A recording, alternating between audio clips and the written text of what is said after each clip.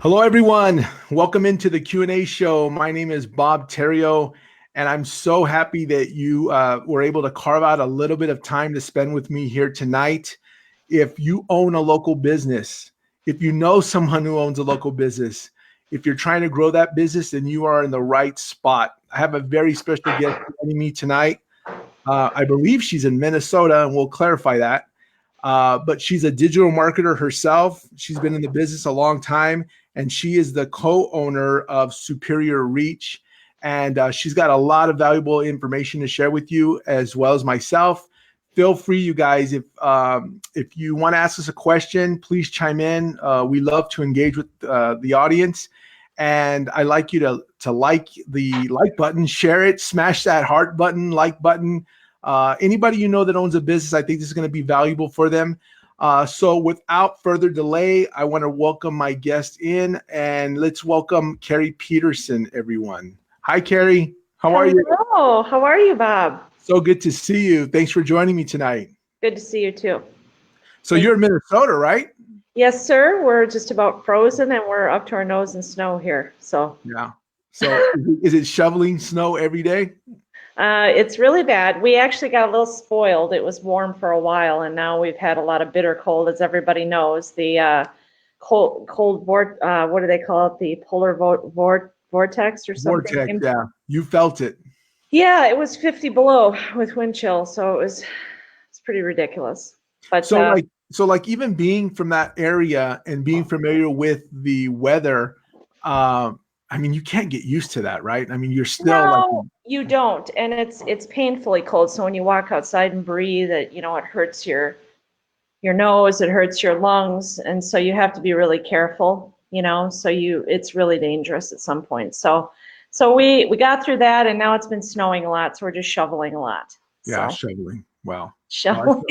I feel your pain. I don't want to tell you, it was almost 60 degrees over here in Texas. Oh, I know. It's beautiful down there. Well, it's been windy, but I mean, we're fortunate. We don't get that. Yes. Our windy season's coming up. So for the next couple of months, it's just going to be wind almost every day. That's about the worst we have of it. Yeah, that and the heat. Yeah, the heat. It's a cooker down there. I did basic training. I was in the Air Force and did basic training down in Texas. So I know how hot it gets. Yeah. So you got out of the Air Force, and what was after the Air Force, how did you not work for a while, or did you go right into actually I started direct sales because I was a stay-at-home mom that did direct sales, and it taught me a lot about people, and obviously, sales, you get a lot of coaching, so it taught me to be coachable and started the learning process. From there, I went on and built a successful online company that just selling stuff out of my home and things like that in the pen industry. And then I started a e-commerce business where I was hand making items, and I grew it to an international e-commerce business where I shipped and served customers worldwide, all out of my home. So I have a lot of experience in e-commerce. So do you prefer e-commerce over brick and mortar stores, or? I think brick and mortar stores often do not use e-commerce, and that is sad because a lot of times when you have a brick and mortar, it is only open certain hours, and you're limited about what you can carry in your shelf space, and you're limited also on the number of staff that you can pay and things like that. Whereas you have an online store, you can do drop shipping, you can use Amazon, your store is open 24/7. And if you're doing your marketing correctly, your sales will be a lot larger if you utilize not only brick and mortar, but also e-commerce. So do I have a preference? I would prefer e-commerce just because you don't have the overhead of a location, and you're not limited based on staff and providing insurance and all that kind of stuff for brick and mortar. So e-commerce is extremely powerful, but there's also a part of community that you get with a brick and mortar that you don't get with the e-commerce. So, you're supporting your community, you're involved in the community. I'm part of the Chamber of Commerce here. And so I certainly understand and value small business locally, but I'm just saying it's one tool that businesses should look at to drive revenue to their company. Do you make that recommendation to the brick and mortar stores when you see that Yes. they have a product? You do. Do you Yes. get pushback? Because a lot of people are just so stuck in their ways, you know? Do They you get they a lot? are. They are, and I think that it's overwhelming for them. So if they don't have that experience, they don't realize there's platforms you can use that you can ship very easily. Mhm. Because of my experience with shipping, not only with United States Postal Service, but other types of shipping, I just reassure them that it's not as hard as you think. And you could start off with just a couple products, right? Right. And maybe just have one of your staff member that is responsible for shipping those items. You can put on your e-commerce store that you ship once a week. There's lots of things that you can do to reassure them that it's not that overwhelming. What would you say is the biggest challenge in starting an e-commerce business? So somebody's out there and they're thinking, I have this product. I think it would be really cool. They've showed it to their friends. They've kind of, I don't know, tested the waters a little bit. Maybe they have an item that they've sewn together that they've sold a couple of hundred of them. What recommendation would you give? Like what would be one of the first things that they should do if they were thinking about, I want to get into this e-commerce space. Sure. What can they do? Okay, first of all, you're going to need some reviews. So I would have them get some reviews from the people that have purchased, either email them or call them. If they come in regularly to your store, then have them give you some reviews. It doesn't have to be a video review. It could just be a written review, because reviews build rapport with potential customers. Number two, you want to make sure you have very high quality, clear images, because that will portray your product in the best way possible. And the next thing is find a platform that works well for you. There's lots of different ones. Some people use WooCommerce in the WordPress platform. Some people use Shopify. Some people sell on Amazon. So find one that works for you and then stick with it and use the tools that are in there. So a lot of these platforms have different tools that help you to market your product and your brand within the shopping platform. So I guess what you're saying is they need to figure out what platform they want to use. That's the number one thing, right? Yes, choose your platform and then use those highly valuable testimonials and high quality images to build your brand. That's another thing that I see, even with the local businesses, they don't invest in like really good pictures, right? Like if you think about restaurants I've worked with or jewelry stores, they need to bring in a photographer and have, you guys out there that have these businesses and you have product, invest some money in getting some high quality photos made so that when people like Carrie or myself are trying to promote for you, we do have high quality photos to share, because the phone always, I love iPhones and I love Apple, but it's a lot different. You can't do the lighting right sometimes. And that's a good tip, right? Yeah, so clear photos, and the platforms will really usually have tutorials. You can go to their YouTube channel and watch their tutorials of how to use that particular platform and how to optimize for your product. So that's my tips, for people to get started anyway. So let's talk about local businesses for a little while. Sure. So what do you think is, you've dealt with, I'm saying dozens of businesses, right? Yes. Maybe hundreds. Yes. What do you see as the biggest mistake that local businesses make when it comes to marketing? What do you see? I think a lot of times they don't have the engagement that they need. And what I mean is, for instance, if you had somebody come into your store and they walked up to the counter and they said, you know what, you really have a great place here. I really like the layout of your store. I really like your products. You wouldn't turn your back and walk away. But a lot of people online, this is what they're doing. These people are going and giving them reviews. They're giving them recommendations. And if you go and look, they're not liking it. They're not commenting. And they're not acknowledging that person that took their time to go and leave that review. So that's the number one mistake I see over and over. It's whether it's Google reviews, Facebook reviews, doesn't matter. They're not engaging with their followers. The other thing is if they're going live or they're running ad campaigns or even just putting a picture or a video on their wall, if people are commenting, make sure you acknowledge that. give them a shout out. People love to be acknowledged. So that's the number one thing I see. It's called social media for a reason, right? You have Yes, to engage with yes. your potential customer, really. It's the most valuable thing that they can do, because when the people feel valued, they're going to tell their friends about you, and they're going to come back and engage with you more. And so when I go live, on my page, or, I put up content, I try my very best to acknowledge people and reply. Yeah, I think that's a really, really good tip. Mm-hmm. So what are people coming to you with? What problems do they want you to solve when they finally decide to call a marketer, a digital marketer like yourself? What is it that you're hearing? What is it? And for me, I mean, it's real simple, and I'll let you answer, but it's, people want customers, they want revenues. They want customers, they want revenues, but there's a lot of foundational problems that they have. Like you're saying, right? They're missing reviews, they're missing engagement, they're Yes. missing the bigger picture, right? So you tell me what you think. What are your thoughts on that? They just think that social media or online marketing is not working. Either they've had a bad experience that didn't go well for them with a marketer, or they tried their staff tried posting stuff, they try to boost.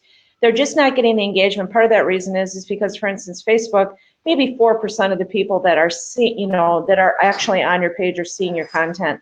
Right. So you need to be running ads. And so the number one complaint is just that they just think it's not working, or they just don't see the value in it. So my job is to educate them the benefits of marketing online. It's not just a risk, it's not an expense, it's an investment. Mm-hmm. And if you do it right, a lot of the money that you're investing in, the things that you're getting from that investment, is valuable for a very long time. Yeah. Very long. Yeah, I agree. That's great advice. So if somebody comes to you and they're saying, okay, I'm not familiar with social media. I dabble in Facebook, but I'm not really that good at it. What does it mean to me? What can I expect, say, from Facebook? What do you tell them? Well, your Facebook, if you're watching your engagement on your analytics and you're engaging with your clients, they will actually tell you what they want and what they don't want. Mm-hmm. And really, as business owners, I think our job is to give our audience what they want. And that sounds silly, but whether it's a product, like I watched very carefully what they bought, what they didn't buy. If it's not selling, it's not selling. You got to watch the trends. You got to know the fads. You got to do your research. And so I think that's a big problem, that people don't do their research about the engagement. And that's looking at the analytics, but it's also looking at the comments. If not on your Facebook, you can go to Amazon, research a product, look in the comments, pay attention to what people are saying when they're leaving reviews and when they're commenting. That is very, very valuable in different niches to do that. Yeah, absolutely.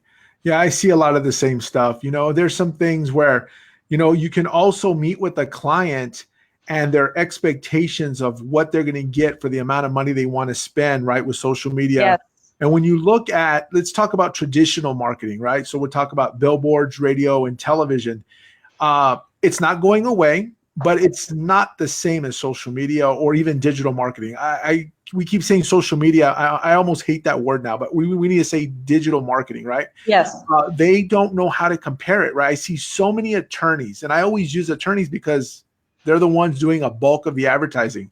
Especially personal injury attorneys, they can afford to go and buy, 5 or 6 billboards and spend $3,000 a month for each billboard. And then you look at their Facebook page and they've got like 100 people following them, and they just don't get it. Do you see that?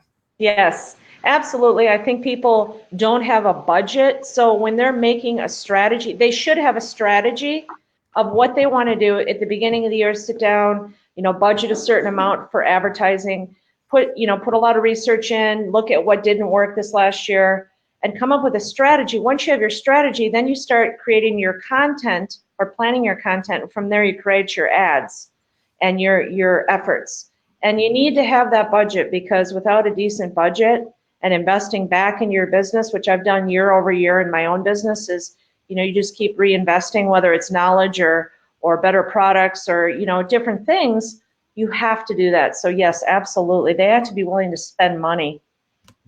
Yeah, I think there's a misconception where people say, well, I have a Facebook page and my teenage son or daughter can post some pretty pictures for me and nothing happens. And so that's a huge problem. And it's because they're not actually running ads. They don't have a strategy in place. They don't have a really strong grasp of social media. And that's where we're here, right, Carrie? Yeah. We can direct them. Absolutely. I think part of being a digital strategist and being a digital marketer is not just doing the work for them, but educating them, and showing them the benefits.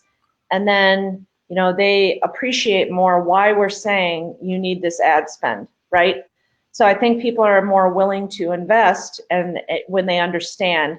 And, believe you me, there is plenty of stuff out there that they could look up and learn from, but people just won't do it. They just won't look it up. So they'll just say, forget it, it doesn't work. Well, it does work, but there's a method to it. So Right. I just reaffirm to them and just show them the numbers, and the numbers speak for themselves. Yeah. And, talking about traditional marketing, and I tell business owners all the time, even with television now, let's leave streaming out of it. Netflix and Hulu and all that, right? People are watching television or consuming content on their own terms now, tablets, their phones, right? They're going to consume it on their own.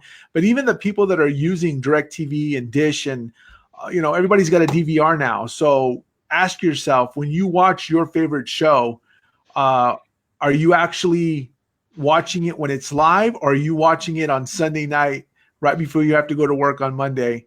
And when the commercials come on, what do? You forward through the commercials, right? So you're not seeing it. And I think a lot of business owners really don't have a grasp of that. They think, they show them the ratings, the Nielsen ratings, and they say we have this many people watching, but in all actuality, they're not paying attention to your commercial. Yeah, and there again, yeah. I mean, that's a massive investment. They don't have any way. You might have a phone number to be able to track those calls, but you don't get the engagement unless you're running some kind of campaign where they're engaging about the commercial, but that's rare, right? So you just don't get the engagement that you do with online marketing, where you can look at cold, hard facts of analytics and website traffic and do retargeting, where you're running ad campaigns directly to the same person as multiple exposures, right? So you're right, people are skipping the commercials, and it's just not what it used to be. I mean, the internet has changed everything. Yeah, and then I get into these debates with some friends that I know that have businesses that use billboards. And if it's a concert or an event, I think billboards are great for a very short period of time, right? If you have the budget to throw them all over your city, all over your town. But if you're trying to get somebody, let's just take just say a chiropractor. He puts a couple of billboards up, right? You have to hope that someone is passing your billboard at the exact time that they have back pain or in need of a chiropractor. And, they did see that phone number or that website, right? When they're driving by at 65 miles an hour on the freeway. I mean, I'm blown away when I have these conversations with very intelligent doctors, physicians, attorneys, and they still don't get it, right? Because one of the big companies came in and said, the billboard company came in and said, you know what, 200,000 cars pass your billboard every day. But what are the chances that they need you at that exact I mean, you can't exactly write the phone number down unless you take a picture, and even then, you're disrupted at your driving. You're not going to be able to write the number down. So unless you're going to be driving past that every single day, it's to me, I've never really made a choice on a product or service based on a billboard. It would be a recommendation from a friend. It would be a referral to a page or to a product. What is the first thing people do when they go to Amazon? They look up the reviews. Well, I do, but I mean, me too. So everybody does. That's the truth. So when you see that product on the billboard, it might be a catchy logo or whatever. It might trigger your mind for that split second, but you're right. You're driving by at 65, 70 miles an hour. Mm-hmm. And it's just not, to me, it's just not the best way of using your money. It's just not. But that's why I'm a digital marketer. So. Well, I have some statistics. So it's somewhere around 92% of the entire population is going to look up your reputation online before they decide to do business with you. Absolutely. And when you're talking about millennials, 96% of all millennials will look up your reputation before they decide to do business with you. So we're talking about Google reviews, Yelp, Facebook reviews, right? So I think people are missing the boat when it comes to that. There's businesses, and I'm sure you've met with them, Carrie, they don't really even pay attention to their reputation. And you look at it and you're like, wow, do they even know what these people are saying about them online? And it does affect their bottom line, because like you said, everybody's looking at reviews. And if you see something if you keep seeing a pattern over and over, and I tell customers all the time, or my clients, I said, it's very rare that you're going to find a business that has a 5-star, right? All the way across. There's a few, right? But if you can get over a 4.0 rating on Google, that's great, right? Yes. But if you guys pay attention and you look, most of them don't even have that. They're at between a 2.2 and a 3.8, somewhere around there. Yeah, so there's lots of different ways you can get those reviews built up. Sometimes you can have a follow-up, maybe they come to your place, and whether it's a messenger bot or it's an actual thing on your door at your brick and mortar that says, leave us a review on Google. Google will actually send you a packet. I don't know if you've seen this, but they will send you a packet for free that has logos that can go on your counter. It can go on the door. It will prompt people to leave you a Google review. So it's pretty powerful stuff. And those Google reviews are so valuable. They help with your ranking in the search engine. They help to build rapport. It's what people look at. And so, yeah, I definitely think that that's one thing. And the other thing is, you're right. You're not going to have 5.0, but you might have 4.8, 4.9. You might have that one person that's had a bad day and left you a terrible review. And first of all, if you read a bad review, you have to understand there's two sides to the story. And so I would either ask the business owner why that person said that, or check to see if the business owner responded. A lot of times they'll go in and they'll respond and explain the situation or acknowledge. And that's my other business owner advice I would give, is make sure if someone leaves you a bad review, don't ignore it. Don't act like it's not there. Acknowledge the person, try to ask them to call the store to have it taken care of or whatever, but certainly don't just ignore the bad comment on there, because that's not going to make it look any better. Yeah, right? don't, I always say, don't leave it dangling out there, right? Yeah. The worst thing you could do is not respond. Say something. That's right. So let's just talk about marketing in general. Okay. There's going to be some people that are just, they stumbled upon this show, or they were curious and they're watching it in replay down the road. And just a quick reminder, if you guys are watching this right now, please #live, hit your heart button, hit your like button. That helps us get the engagement out there so that more people can see it. It tells Facebook, hey, this show was worthy of some attention. So if you're watching, please hit your like button and comment even. We'd appreciate that. But what I was going to say is, in marketing, let's just talk about in marketing in general. So somebody stumbles upon this show and they're hearing you, I call it techno babble, right? You're saying retargeting. You're saying all these words, right? That retargeting, and people that they don't quite get it, right? The average business person is so busy running their business that they're not really paying attention to the stuff that you and I are, right? So Correct. When it comes to marketing, tell me why it's important. Tell the average business owner why it's important. Marketing is important because it is the effort that you put forth to, it's not just about your packaging, okay? It is about the way you represent yourself online, and your marketing needs to be congruent across all platforms. So it's important because you're branding yourself to the world, and you also have the opportunity to present that in such a way, either running ads or different platforms. And when you have everything matching together, it makes people feel more comfortable with your brand. So marketing is important because it's putting your brand out there. I mean, people used to hand out flyers or put things in the newspaper, but online marketing is important because it helps to get your brand exposed to tons of people. I agree with you. So what roadblocks, so if I'm starting a business and I come to you and I say, Carrie, I'm starting a business, I've got some money, to spend on marketing, what roadblocks should I be looking out for? What is gonna hit me down the road that I don't know right now? What am I gonna see 3 months down the road? Because before you answer that, this is what I see in my area. I see tons of shopping centers open, right? Tons of local businesses, and they open up for the first 3 to 6 months. It's usually a bar or a restaurant, and it's packed, right? It's full. Mhm. 6 months later, it's a ghost town. Okay. And so what I see them do is they rely heavily on their friends and family at the beginning. Maybe their product wasn't that good, right? Maybe they did get some bad reviews. But what I find them doing is there is no digital marketing or marketing plan in place.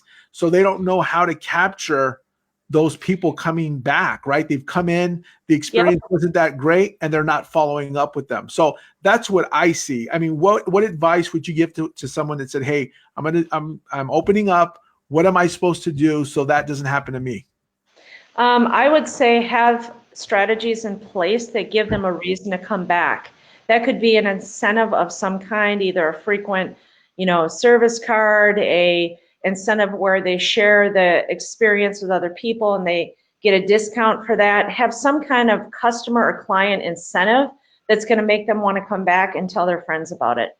Because you're right, it will, after 2 years of a local business being alive, it will start to fade. It will start to fade. So you need to keep active online and, perhaps use Google, like I had said, where people are leaving reviews that will help your search engines. So when people are searching on their smartphones, locally you'll be ranked higher, so that will help you to get more business. Now, once they come in the door and they're exposed to your service, have them leave a review or have them have some kind of incentive to want to come back. So that's why I tell people you got to be running campaigns online with either coupons or weekly specials or something to get people to come back, right? And it's that multiple exposure. So my advice to them would be twofold. First of all, the first customer, their first impression, make sure you do something to make them want to come back. And secondly, make sure that you listen to the feedback they're giving you. So whether it's a product they're buying or something they're saying when they're there, maybe have a feedback card or some way that they can give you feedback about their experience. And so not just in the restaurant, but obviously online too. So I hope that makes sense. Oh, it makes perfectly good sense. So in a nutshell, you're saying they needed to have a built-in loyalty program, yes, something, right? A loyalty program. And then they need to really ask for feedback and pay attention to the feedback, right? Because the version 1.0 of whatever your product or service is always going to be somewhat short. You're never going to come out in business and hit it out of the park. There's a few businesses that get lucky, right, with a viral video. And I talk about this. There's some that they just were blessed with a lot of business and they had a good product and the stars lined up and, off to the races they went. But for most small businesses, 80% of businesses are going to fail within the first 5 years, right? So if you are not doing these things that Carrie's talking about, if you're not really planning it out, you are doomed. You will go out of business. And all you have to do is look around your town. I read a statistic the other day that said for every chain restaurant that opens up, whether that be a Cheddar's or an Applebee's or what have you, 6 local business restaurants go out of business within the next 6 to 12 months. Okay, so think about that. So every time a franchise restaurant opens up, you're going to lose 6 more because the pie is only so big in that city or that town, and it can't support everyone. So you as a business owner, if you're not consciously doing something about it, if you are not planning it out, you're doomed to fail. What do you think about that, Carrie? No, I think it's true. And I think that it shouldn't be shocking because you should be watching your numbers all along. Mm-hmm. And I think it's, marketing is not just one platform or one method. It's being flexible and adjusting your methods as you go along based on the numbers, your ad spend, your return on investment. You have to try different things, but mostly just watch your numbers and methodically plan things that that your customers want. And it just builds trust. And the other thing I noticed, I was talking to my husband about this the other day. Local businesses need to pay close attention to how their their workers are treating the customers. So I went into a restaurant and we walk up to the counter, and both of the girls there, they just didn't, they didn't have a good attitude. They weren't engaging. And we were talking about the value of, a business, their presence. So when you come in the door, what is your immediate impression? Are they engaging with you? You get the waiter or waitress that's, highly engaged with you, and they're making you laugh, and they're, the experience, the atmosphere. Well, you need to have that same kind of importance online as well. So it's an equal balance that helps keep your business afloat. Yeah, it's a big deal, right? And all you have to think about is Disney and Chick-fil-A, right? Yeah, Disney. Rarely will you go to Chick-fil-A and get the order wrong, and if it is, they'll return your money and give you free Yes. food, right? Yes, and I've never had a bad experience there, right. Honestly. Yeah, and Disney the same way. And I've been with you. We went to Disney World for our mastermind back in Florida. That was back in November. So we got the behind the scenes look of Disney, and we got to see how they ran their business. And it's truly remarkable in the systems that they have in place. So as a business owner, you really need to have systems in place, right? And everything we talked about, what Carrie was talking about, loyalty programs in place will keep you in business. Great customer service, which I think is completely out the door now. And Jeffrey Gitomer says it best. You don't want to talk about customer service. You want to talk about customer loyalty. Are these customers going to be loyal to you? Are they going to, those are the ones that are going to keep coming back and giving you money over and over and over again. And then to tie up with what Carrie said is, how are they going to do this? Because you delivered a great experience for that buyer, right? In a nutshell. Yeah. Yes. To see right there. When we went to Disney, there was a twofold thing there. It was not only the experience for the people they're visiting, but also the experience for the workers, right? It was about acknowledging the work that they had done, giving them accolades and encouragement to do their best. And so I'm just saying that, the investment that you do in marketing is part of it, but when you bring those people in the door, what kind of experience are they having? Because they're going to tell like 5 people, and if they have a bad experience, they're probably going to tell 20. So you better have a good experience, and it's just so, see your sale, your service that you're giving to them, that is so valuable. And I think that's what keeps a business afloat, because you just see businesses that just thrive. They just thrive, and you go there, and the owner's there, and he's asking, how you doing? How's the service? How's the meal? Right? So, I mean, keep your thumb, feel the pulse of your business, pay attention to the analytics, put stuff out there that people are engaging with, and it's just going to build your business a lot. So. Well, I think that was great advice. I really appreciate you coming on here and sharing your wisdom with my audience. Is there any final words, or if somebody wanted to get a hold of you, how could they do that, Carrie? It's pretty simple. I'm on social media. You can find me, Carrie Peterson, or you can go to superiorreach.com. You can email me, carrie@superiorreach.com, and I'd be happy to help in any way I can. That is so awesome. Thank you for coming on. And for those of you who stayed till the end and you guys were here with us for the whole show, I just came out with the book a couple of months ago. It's called 7 Figures. And for you sitting here and listening to us gab, if you go to 7figuresbook.com, that's the number 7figuresbook.com, you can download it for free. There's a ton of information in there to help your business grow. Carrie, thank you so much for joining me here tonight. Of course. Thanks for having me, Bob. It's great to see you. It was a pleasure. Hopefully we can do it again soon. And for those of you guys out there, thank you for watching. Until next time, I'm Bob Theriot. I hope you have a great night. Bye-bye.